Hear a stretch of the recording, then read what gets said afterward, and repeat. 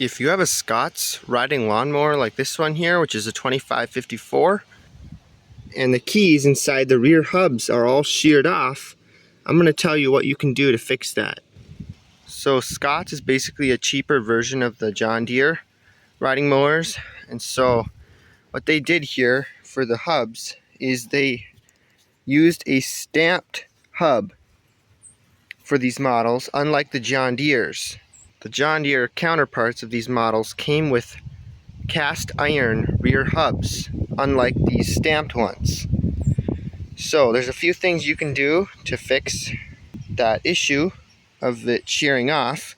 One is you could probably just drill a hole and put a set screw in.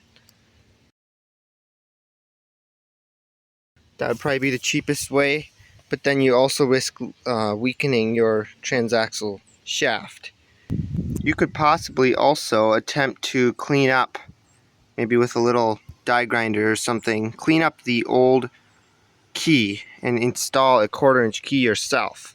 But here's what I've done. I've seen it on forums and stuff. You can actually take the John Deere hubs from like the GT 225, 235, and 245, and also used on other models. They have the same ID, the same hub pattern, they're just a little different length. And these are, like I said, cast iron with a slot for a 1/4 inch key.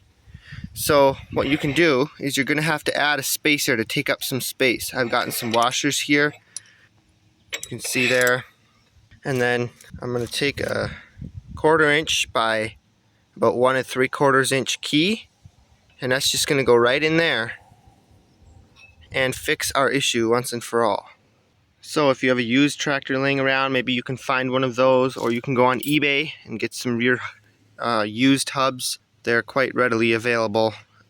Expect to pay maybe around $100 for the pair, and then you'll hopefully have that issue fixed for the rest of the life of the mower. It seems like this is the weak link in the powertrain.